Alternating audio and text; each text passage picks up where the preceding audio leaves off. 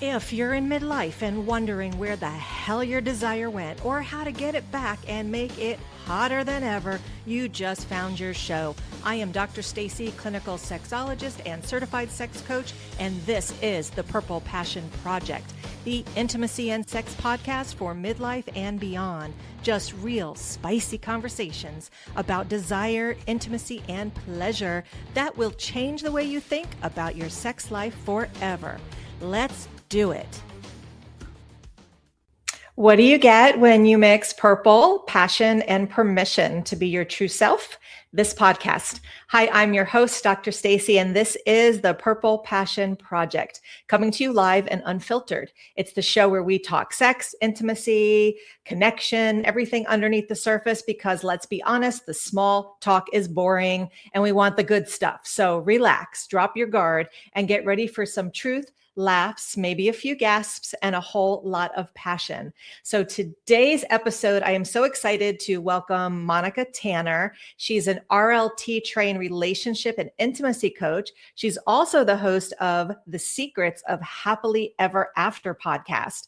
And she's also an Amazon best-selling author of the book that I absolutely love the name of, Bad Marriage Advice. So she's been on a mission for most of her life to crack the code on lasting love. And she had a divorce that her parents had when she was 12 and became obsessed with figuring out what actually makes happily ever after work. And so with 23 years of marriage, 4 kids later, she's got some great wisdom to share. I'm very excited. And here's what I really love. She's going to challenge one of the most popular relationship rules out there, compromise, which I am very excited to hear about. She says, stop doing it. And I can't wait to hear why. So Monica, let's welcome you to the Purple Passion Project. How are you? Oh, I'm so good. I love everything about your introduction, your podcast, all of it is so good. And purple, of course, right? Yes, I love purple. Awesome. Well, I'm really excited to hear more about this because I know that one of the things that we talk about all the time is compromise. So I'm definitely interested in hearing more about that. But, you said that your parents were divorced when you were around 12 and that you want to find the secrets to happily ever after. Tell us about that moment. What kind of got you into this whole history of your career? Yeah. I mean, I grew up on the Disney movies and the romantic comedies where, you get to the part where the princess meets the prince, they kiss and live happily ever after. Like nobody ever talks about what happens in between the kiss and living happily ever after. Right. And so, I thought that my parents were very happily married. I mean, they seemed to work. We all think that. Well together. Right. Like I never saw them fight. And so, when they announced that they were getting a divorce, I just thought, what the heck? And I started at that point really, really observing married couples around me, like in my family or my friends' parents and things like that. And what I realized is that most people just didn't seem that happy together. Like they were just doing the work of marriage. And it seemed like people were just tolerating each other. And I was like, there has to be a better way. I don't want to just tolerate somebody. Like I want to be madly crazy in love with somebody, right? I want to create just the coolest life that at the end, I'm like, we did it. Like we did all the things we wanted to do, right? And so, I went to college. I studied sociology to help families in distress, like figure things out. And before I could get my MSW, I met my Prince Charming and I was like, oh, I know exactly what to do. We're going to get married and we're going to live happily ever after. It's going to be amazing. But the first few years of our marriage was tough. Even with all my training, even with all my studying and reading books, and the podcasts weren't really a thing way back then. Right. I mean, if there was a seminar or like something to like learn from, I was there. And we still really, really struggled until I figured out like, because what happened was I would always defer to him because he came from a very intact, happy family. Like his parents loved each other. And, he was really close with all his siblings. Like, I'm like, oh, he knows how to do family life. You didn't have your own voice, I guess. Exactly. Yeah. And for so many years, I would just defer to him. I'd be like, I don't know how to do this. He knows how to do this. We'll just do it Right. his way. Right. And it wasn't until I learned that my perspective was equally as valuable as his, that the relationship wasn't ever going to be spectacular until my voice was heard. And so, yeah, I Well, mean, you're that coming into a relationship or a marriage with two separate people. And so many times when people get into that marriage, they turn into one and kind of lose themselves.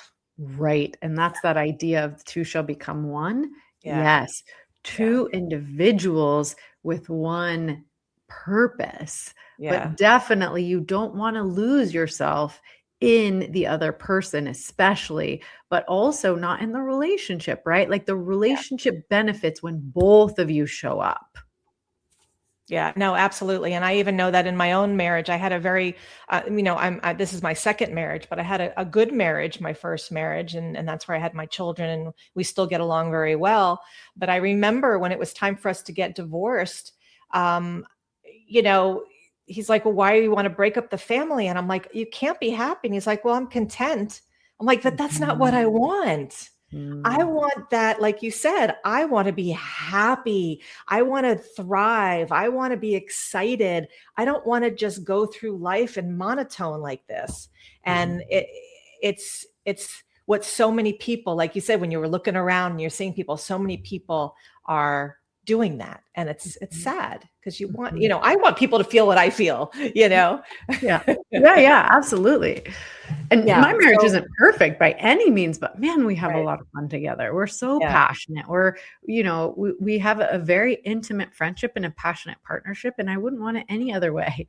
And Right. yeah, they say, I love this quote by Esther Perel, that most people will be married 2 or 3 times in their lifetime, some to the same person and some not. Right. Right. Right. And so, yeah, like we were able to find what we have with each other, but I would Yeah. definitely not say that I'm in my first marriage. I mean, Right. I am still married to the same person, but Right. our marriage has iterated a long ways from where we Yeah. started. Well, going back to what you were just saying about like the kids and everything like that, seeing them, you want to be able to leave your kids with this message of what a healthy relationship looks like. And I remember even my kids were like, yeah, we never saw, now seeing when I hold hands with my husband, when my daughter was young, she would take a picture of the picture of us holding hands and put little heart on it because she never saw that with my first Mhm. marriage. And so leaving your kids that legacy of finding that joy in the relationships is a beautiful thing. And so how do you model that at home for them to see what a secret of happily ever after is? That is so beautiful. I think really creating a relationship where both of you thrive. I mean, Yeah. that's the secret. It's where both of you have a voice and both Yeah. of you, you make room. Like this is, it comes from one of my mentors, Jennifer Finlayson Fife. She has a podcast called Room for Two. And Mhm. it's like, so it has that like innuendo of a room for two people, but also making room in the marriage for both people to really thrive. And that takes a lot of work and dedication Yeah. and commitment. You've got to learn the skills to be able to do that. And we don't learn that in any other way.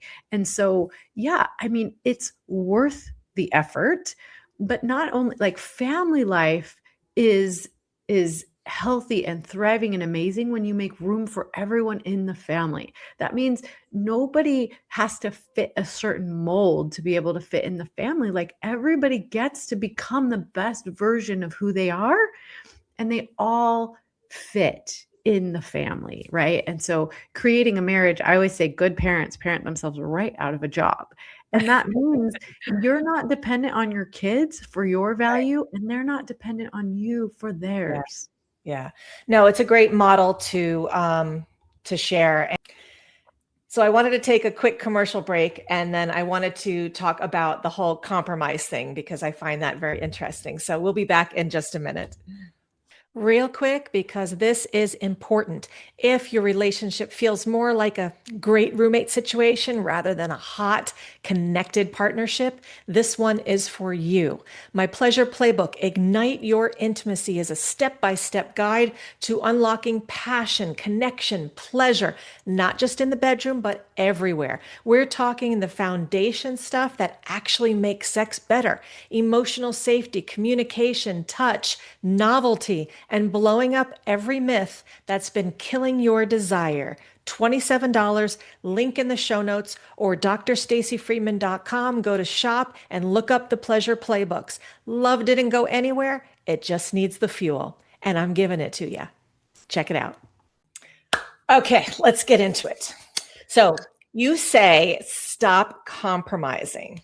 And that goes against literally everything that we've been taught. And I want to know, if we're not compromising, what are we doing instead? And what do you mean by that? Like, why is it actually hurting relationships? Yeah. Well, let me ask you this. What do you think of when you hear the word compromise? Giving up something. Yes. And that's the answer I always get. It's so funny because like I said, I'm totally obsessed with what are the secrets, right? So when I see an old happy couple, whether they like come to my kids' games or, I see them strolling down the street or something, I'm always like, what's your best secret? advice? Yeah. What's your secret? And so many times I get that, don't compromise. And while I know that's Don't compromise. or a compromise, learn how to compromise. Yes. Yeah. Like that's their best advice. That's their secret. Right. Right. And while I think that is well-meaning advice, I think it's outdated. And I think it has a really negative connotation, meaning we both give up stuff, right? Like it's a life of giving up things that we feel like are important. So I don't think that's necessary anymore. So what I teach is called collaboration, and it requires more communication and more honesty. And so what collaboration entails is getting really clear and curious about what's important to me. So whether you're talking about where we're going to eat dinner or how we're going to educate our kids or where we're going to live or, big decisions and small, it doesn't matter. It's getting, what do I value about this? What is my position on this issue? What do I feel most strongly about and why? And then getting really curious about your partner's position. What do they feel strongly about and why? What are their reservations about my position? And what are my reservations about theirs? And then once you get all of that out on the table, then you can incorporate it into the solution. And now instead of you giving a little and them giving a little without a lot of consideration for what you're actually giving up, now you've got so much information and data to draw from. You can get really resourced about how do we come up with a solution that is better than either one of us could have come up with on our own, that incorporates the best of your position and the best of my position. And the reason why I think we can do this so well now is because we have an endless amount of resources and options. So I tell this story about my husband and I love sushi. And I don't mind spending money on like really good sushi. Like that's important to me. When we go out to dinner, I want an experience. I want something healthy. I want something delicious. And I don't care how much it costs. Well, my husband, he does not like seafood and he cannot stand to spend a bunch of money on food. He's like, I eat it. It goes in and it goes out. It's bye. Exactly. Food sustains life. There's no reason to spend a bunch of money on it, right? Right. And they just built a restaurant down the street from our house. It's sushi and ramen. It meets both of our needs. Like exactly. Like I get to have don't have to give it up. I love, and he gets ramen. And we go and the bill like completely equals out. Like my sushi is a little more expensive. His ramen is super cheap. Right. Like everybody wins. There's no reason to compromise anymore. We have so many options. When you talk about like, I have clients who, one of their biggest issues was like, how do we educate our kids? And I ran them in, they're like, we feel like we have to choose between private school, public school, like, right? And we like ran through the options, like what is valuable to you? What do you value? And what do you value? How do we take the best of all of that? Because there are endless numbers of options on how to educate our kids now. We can send them to private school, public school, online school, world school. There are literally thousands and thousands of ways. You can like I have family that they like the school that their kids go to, it's online, but it's through like East Coast. It's not even anywhere near us, right? Right. Or I have in-laws that they built their own school, which is like completely like they have control over like what their kids are learning at all times. And the beautiful thing about it is what works for one kid might not work for another Right. kid. Oh, absolutely. Yeah. You reevaluate. Like nothing's permanent anymore. You can move your family across the country for a job and decide that's not the right job and you move them right back. Like we live in a very We have trans choices. world. We We have have choices. so many choices. We can Right. commute, we can work remote, we can like there's just so many options now. Like Well, what, our neighbors right here, they work completely online. Everything they do is online, right? I have right. other friends that their business is in a different state. They want Right. to live here, right? There's like nothing holding us to anything anymore. Right. Well, so many times people are so set on what they know or what they've learned. And when they answer questions like, for example, a parent says, a kid's like, oh, I want this. And the parent says no. And then they say, why? And then the parent says, because I said so.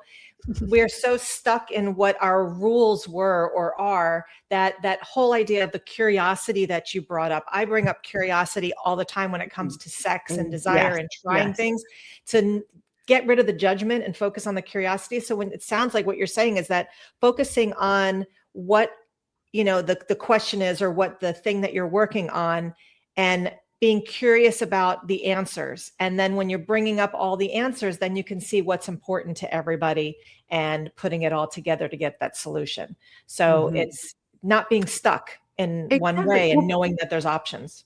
yes, and both partners have to be willing to Right. state To their communicate. opinion, right? And it's Yeah. vulnerable. It's vulnerable to be like, I feel very strongly about this, whether you're talking about sex or anything else, right? It's like showing up and like expressing what's important to you. Like that's Right. vulnerable. What do you see like a certain type of mistake that a lot of people, when they try to communicate, especially being together for a long time, they have all these habits built up. Mhm. So what is one of the more common mistakes that you see people trying when they want to communicate? Well, I think couples, especially when they've been married for a long time, they get stuck in a dynamic, which is like, pursue or distance or, there's all kinds of Right. different dynamics that you can get stuck in. And you can't see the way that you're pulling your partner into the dance, right? It's like you both have certain steps that you kind of on default take.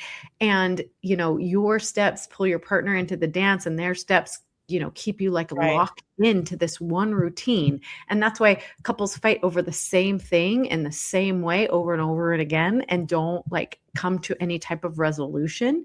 And so Right. getting skills around that or having somebody help you, a coach that can Right. see it from a different perspective. I always say you can't see the label from the inside of the bottle. And I think that's what happens to a lot of couples is they get stuck inside the bottle and they can't read what's on the label.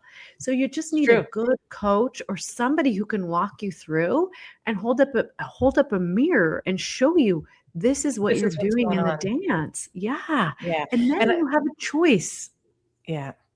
Yeah, and I see a lot of people talking about coaching in my practice that come together after long years of marriage, and they're in that situation where they feel like, oh, we're roommates again. How do we get that happily ever after? And especially as we start getting older, we start hitting things like menopause and erectile issues, and that even brings people even further apart.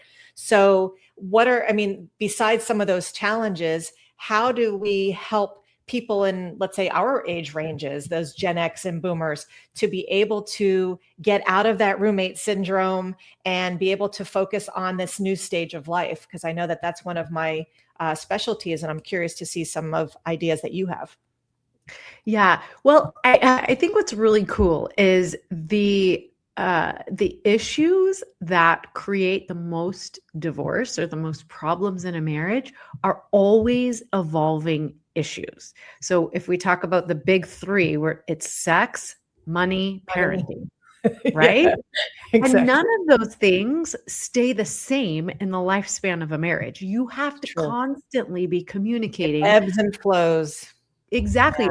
Your money situation is always changing. Sex, never the same, right? Once Yeah. you think you have it figured out, yeah, you hit Oh, one day it's this way perimenopause and one or day it's this way. It could be different from exactly. day to day.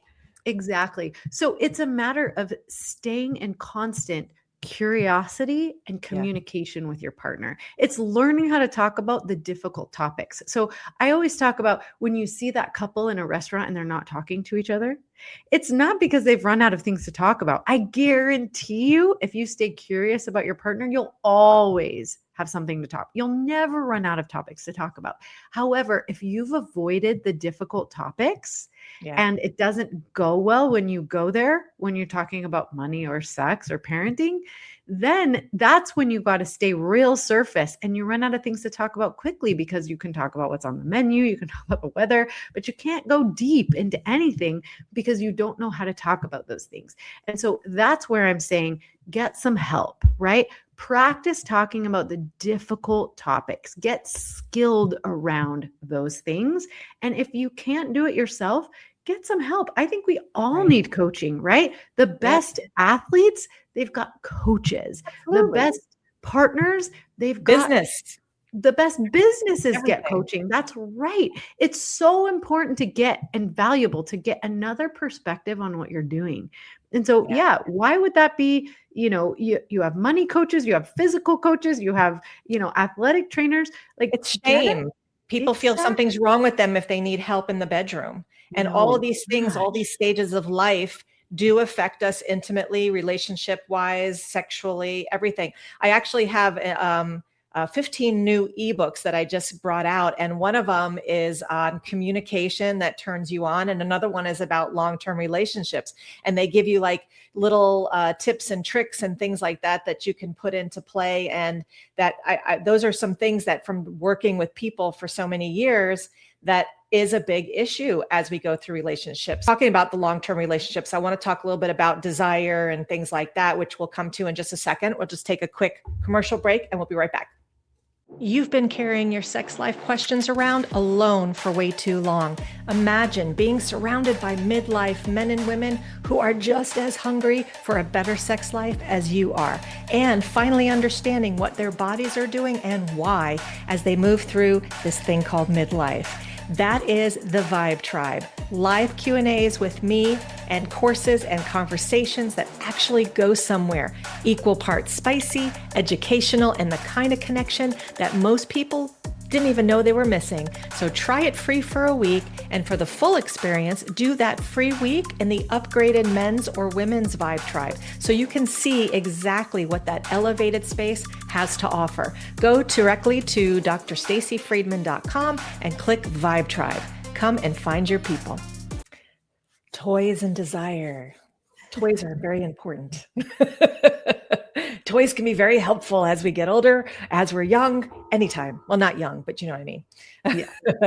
Yeah. So with mismatched libidos, that happens a lot, especially in long-term relationships, and desires change and one person wants more intimacy than the other. And then you have one person wanting it from someone and then they pull away. And then when they're pulling away, they want more. And it's this whole catch 22 thing.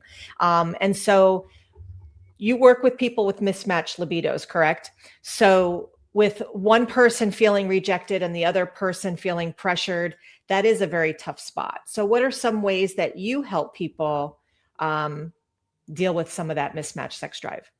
Yeah. Well, first and foremost, I just want to put it into perspective because people get so caught up on these desire differences. And I'm like, yes, you have a desire difference for sex, but you also have a desire difference in Food. every other aspect of your marriage. Exactly. Like one of you wants to keep the kitchen cleaner than the other. I guarantee it, right? One of you wants to reprimand the kids more than the other. One of you wants to spend more money than the other. So it doesn't matter what you're talking about. You're married to somebody different than you. So there's always going to be desire differences. So don't like go into this space where you're like, oh, our marriage is Absolutely. doomed because we have desire differences. You have desire differences throughout Normal, everything in normalize your it. entire life. Yes. So I just want to like normalize that and be like, Great. You're just like everybody else in the entire world. World. Yes. So desire differences, of course, you've got desire differences. So how do you manage that? You get curious. You create the conversation that lasts over the lifetime. Like I always recommend that couples create something like a sex talk Tuesday, where every Tuesday you go for a walk or a drive if it's cold or the conditions aren't ideal, where you're not like looking at each other, and you definitely don't want to be in the bedroom when you're having this conversation. A safe And you space. don't want to make it awkward by like being like across from each other, staring into each other's eyes. Like be walking in the same direction or driving in the same direction, like moving in the same direction, doing something parallel. So you can have these little like uncomfortable, difficult conversations, but like have them honestly, right? Like you want to ask questions like, how's our sex life working for you, right? Like, are you getting what you want and desire out of this? Like, what can we do to improve it for you? What can we do to improve it for me? What do you want to try? What do you want to incorporate? Like, like, don't are get you mad at each other. Come with that curiosity, because a lot of people curiosity? will say, oh, if I said that to my partner, they would be like mad at me because I'm told them I wasn't getting enough or whatever. Speak with compassion and come with curiosity and not judgment.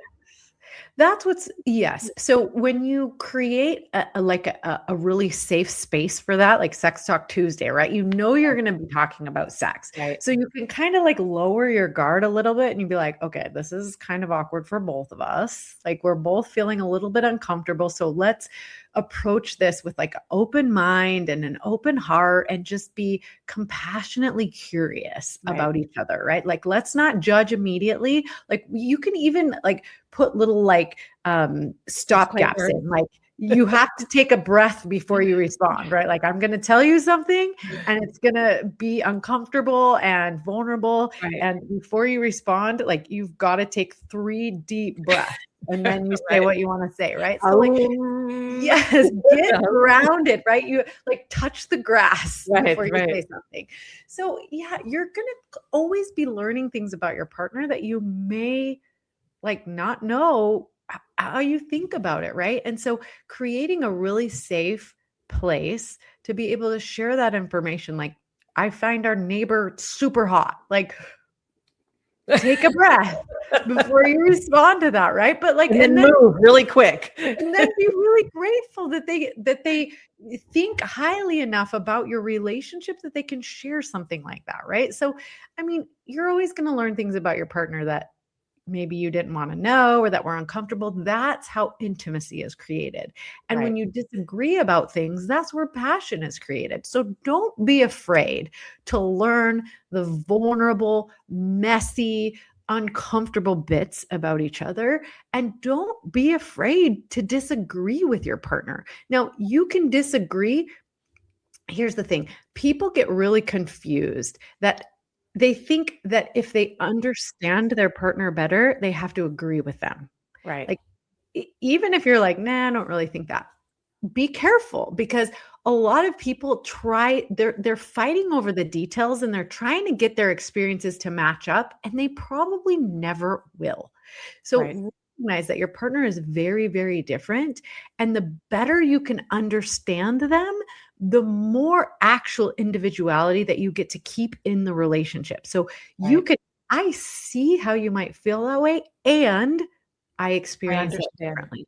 So I always recommend that you get really, really good at using the word and that you remove the word but from your vocabulary. Because when you don't do this, this is what I always say. The danger is you could be looking at the butt of an elephant for your whole life. If you don't open yourself to your partner's perspective, you could be looking at the butt of an elephant and your partner could be looking at the face of the elephant. And together you get a really good idea of what the elephant looks like. But if you don't ever consider your partner's perspective, you're going to be stuck looking at an animal's butt for the rest of your life. Yeah, we don't want the ass of an elephant in our face. Exactly. So stop saying but. Get really comfortable with the word and. Like I can see that that's important to you and I feel differently. Right. No, that's a very, very good. And what happens many times too is that if you don't have that ability to communicate with your partner like that, and it winds up not being in a safe space, non-judgmental space, a lot of times you build up that resentment.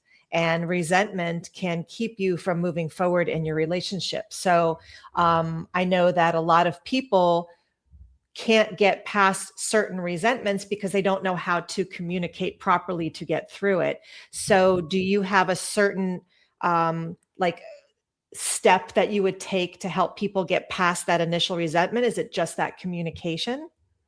Well, what I teach, the skill I teach is making requests. So, what most humans do when they don't like something or they feel resentful about something is they complain about it, and they think that they're being proactive because they're like, "I'm talking about it." Like, I call my mom or I call my girlfriend and I complain about the bad sex, or my husband who never helps around the house or whatever, right?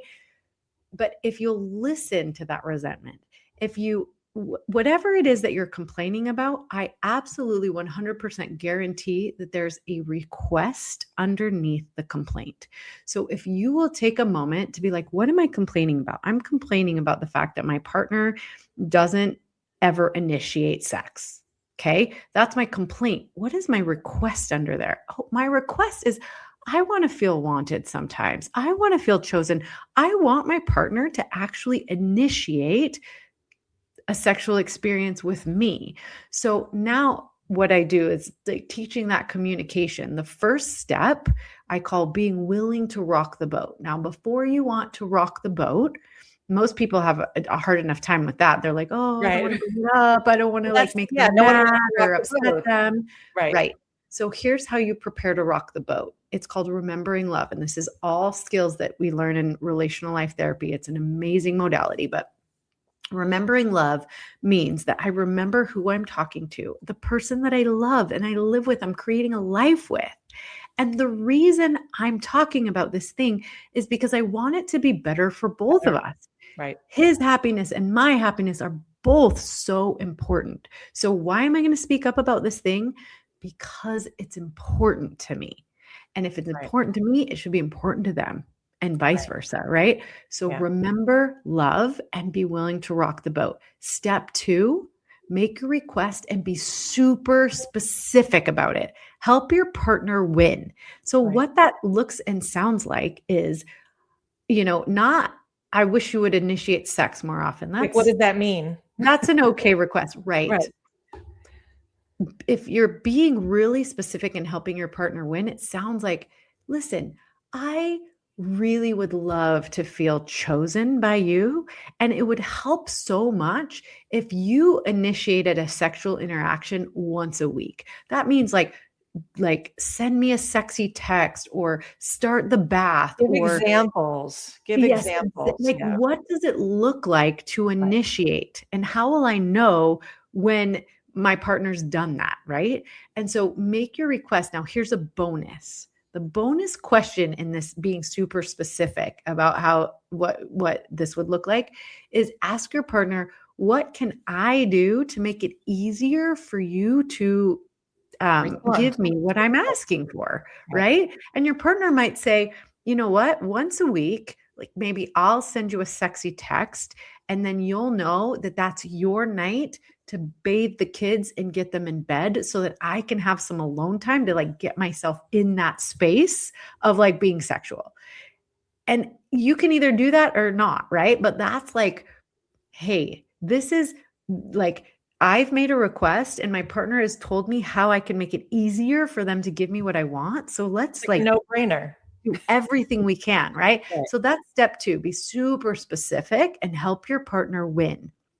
Step 3, this is the part that people often leave out or forget, and that is to appreciate any progress, right? Like if your partner sent the text and maybe like it didn't turn out very well because maybe one of your kids had a stomach ache and had a things happen or whatever, right? Like you want to show appreciation, like, hey, I noticed that last week you sent the text to initiate, and I am so appreciative. I know it didn't quite end up the way I was like thinking it was going to, but you made an effort and I so like, I just want to let you know how much I appreciate that. That is your 3-step how to make a request, help your partner win, and show appreciation for progress. That's great. And I think what happens so many times is that I hear from clients, well, I've been with them for so long, they should know. Mm. And it makes me crazy because it's like no one can read your mind and people change on a daily basis.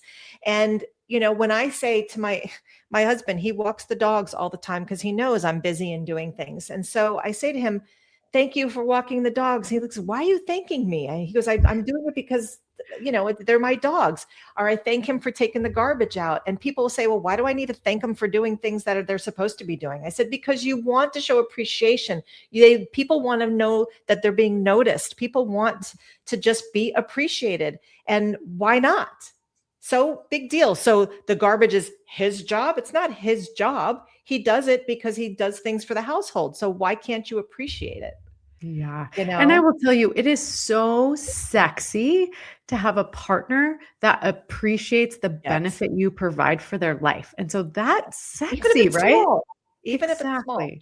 Yeah, no, Exactly. I Like, agree. you bless my life in these ways. And I want you to know that Yeah. I appreciate you, that I see you, that I love you, and I cherish you. Those are such important aspects of having Yeah. a really healthy relationship and a really healthy sex life.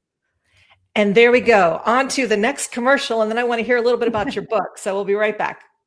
The best sex life is not behind you. It is waiting for you on the other side of one conversation. I work with midlife men and women who are done settling and ready to actually do something about it. We go deep on desire, confidence, communication, and everything that's been blocking you from the sex life you actually want, because you should be having the kind of sex that makes you forget what day it is. And I'm going to get you there. Your first step is free. Go to drstacyfriedman.com, and at the top of the page, you will see free consultation. Click it and let's talk. So we're back with Monica, and I want to hear a little bit about your book, Bad Marriage Advice. I think I really love that title. What is the worst piece of marriage advice that people keep repeating to you that makes you There's so many, right? It's like picking a favorite kid. We talked about the compromise one. That's a compromise, big right? one. Right. Happy wife, happy life. Uh, Come on, you guys, right? Like, Men we're gonna matter. Men yeah, we're matter. gonna create a life where only one person gets what they want. Like, how long is that gonna last, right? Like, Right. I love how men say that and they're like so proud, like, oh, she wears the pants, she gets what she Right. wants, as long as Right. she's happy, everyone's happy. Like, no, that only lasts for so long until the husband realized, like, there's nothing actually here for me. Like, I've Right. built my life around her happiness. That doesn't make sense. So I like to Right. say happy spouse, happy house. Like, let's Okay. Perfect. consider both of our happiness, right? It's super Yes. simple. I always cringe when I hear "don't sweat the small stuff." I'm like, where do you The think the small big stuff stuff turns comes into the big from? stuff. Exactly. Like, let's deal with it when it's a seed, not a weed. Yeah. So yeah, I mean, there's all kinds of goodies in there Yeah. that I think are super fun. But the impetus of the book was my oldest son called me and was like, "Mom, I met the girl I'm going to marry," and I was like, well, that's awesome. You're so young. And he's like, yep, I want to propose next month. And I was like, what? There's so much you still need to know. Right. And so I sat down to write him kind of like a love letter, and it turned into the book. So it's super Oh, simple. It was just like, I wanted to like kind of prepare him for like the kinds of things that he was going to hear. His dad and I kind of dealt with when we got married, like the things that don't change generation to generation that we just like assume is good advice, but it's really not. And so right. that's kind of where that came from. I love that. And my son just got engaged and he's young. But he was the type of person who's like, I don't want to be dating, dating, dating. I just want to meet someone that I want to marry and fall in love and be happily ever after. So Right? I might have to get him that book. I would love that. It's so, That's yeah, awesome. and it's just meant to be like a beginner's guide versus meets a cautionary tale. Like, here's the things Right. to look out for, right? Like, learn how to communicate. That's the through line, and the bottom line is just like learn how to communicate really, really well, and you'll be fine. I love that. I love that. So you also host a podcast called The Secrets of Happily Ever After. And so for listeners that want to keep going and hearing you afterwards, what kind of topics do you talk about on your show? And do you have guests as well? And what is your show all about? Absolutely. All of the above. My I've been podcasting for 8 years. It's been a Wow. long run. It's been super, super fun. Professional. Yeah. I got the advice long, long ago. Start talking and you'll find your voice. And I find that has been so beneficial I love to it. I just love start it. talking. And, that's what I did millions of years ago. So this year, our big theme for every show is learning to have compassionate curiosity for your partner's subjective reality. And that's a big mouthful. It's a lot of words, but it's recognizing that in a relationship, there's no one right. It's your partner's reality and your reality, and they're always going to be different. So stop trying to get them to match up because they probably won't ever. It's get Right. really curious about your partner's experience that is sure to be different than yours. And that's how you're going to really win. That's where intimacy, passion, all of the goodness in marriage comes from, is recognizing that your partner is different and learn how to respect and honor and value those differences. That's where all the good stuff comes from. Love that. Love that. You had mentioned also that you might have some free resources for the listeners. So what I want to do is put up all your information. So people that cannot see the show, they will be in the show notes. But these are some ways that you can reach out to Monica. So give people some ideas of what you may have to offer and where they can find you and all that stuff. Yeah, thank you so much. Well, now with ChatGPT, like all of the little downloads and things are like slightly obsolete. But if you are not dating each other because you can't think of ideas, I have a lot.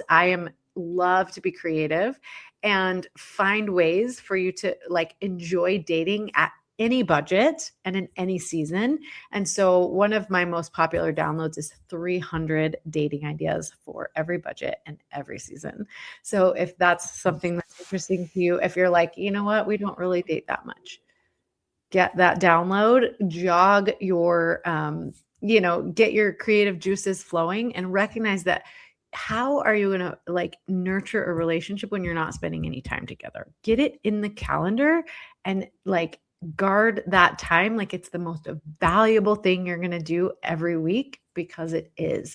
I also have what I call a date night journal, and it's super simple. It's like you create your bucket list of date nights and then you record a little bit about every single date. And by the end of the year, it's like 50, you've been on 52 dates, and it's like documenting your love story one date at a time. So I love this idea. Like, what a cool gift for Valentine's Day, for Mother's Day, for your anniversary or a birthday or New Year's. Get your spouse a date night journal, which is a commitment to date every single week. Yeah, and I love that because people do not date enough. They always have excuses. We have the kids, we don't have babysitters, we're busy with work. And I'm like, you're together, and in 1 month you maybe go out one time.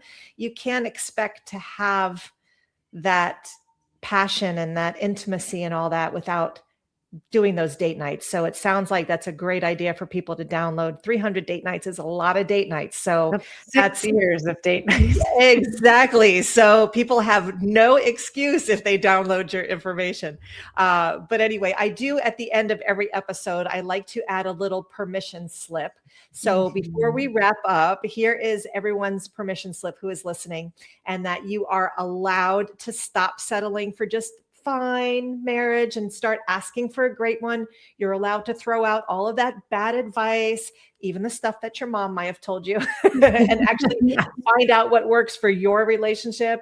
And according to Monica, you're allowed to stop compromising yourself into resentment and make sure that you're communicating what you need and having passion, desire, and connection, no matter how many years you've been together. And so I feel like wanting happily ever after doesn't make you naive. It just makes you brave and strong and I want to love that. just, yeah, it's, you know, even if your marriage feels more like roommates right now, it doesn't mean it's over. It just means it's time to start doing some work. So for everybody out there, one of your action plans is, first of all, downloading Monica's date night ideas for 300 nights for 6 years, and then pick a conversation that you've maybe been avoiding to have with your partner. Have the conversation. Don't put any blame.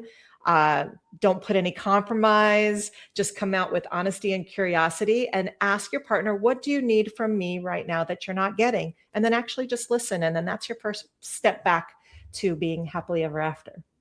Sound So good? good. And I want to just like really quick give you an analogy that might put this in perspective for people, like the Sure. importance of date night, weekly date night, because it sounds so cliche and everybody says it, So but important. it's much easier to do oil changes in a car than to deal with a blown engine. And so just remember, if you will create opportunities to change the oil once a week in your relationship, Lube the car up, lube it up. yes, you're not gonna Keep have it to deal with moist. a blown engine because you ran out of oil and it burnt up. Amen. And that is a great way to end this episode, Monica. Thank you so much for your heart and your honesty and your mission to help couples ditch that bad advice, the resentment, getting back to their true love story. Your work is proof that happily ever after is not just a fairy tale. It's absolutely possible, and it's a choice that people make. So I'm very grateful that you were able to share that with us today. So thank you. Thank you, Stacey. This was so much fun. Awesome. Thank you. So that is it for this episode of the Purple Passion Project, where we keep it real with just the right amount of spice. If today stirred something in you, let it. And if you loved what you heard, subscribe to the Purple Passion Project on your favorite podcast platforms, as well as on my YouTube at Dr. Stacey Friedman. And if you're ready to go deeper, follow me all over social media at Dr. Stacey Friedman for resources, tips, great ebooks that give you lots of juicy information, a place to find adult products, or just for some personal coaching support. So until next time, stay curious, stay turned on. I was going to say tuned in, but stay tuned in, stay turned on, and never apologize for wanting more. We'll see you next time. Bye-bye. This has been the Purple Passion Project with host Dr. Stacey Friedman. Tune in each week as Dr. Stacey breaks down walls, busting myths, and gives you permission to want more with no shame, no filters, and definitely no small talk. Check in every Monday, 7 p.m. Eastern, on your favorite streaming platforms. We look forward to seeing you next time. Be sure to visit drstaceyfriedman.com to learn more.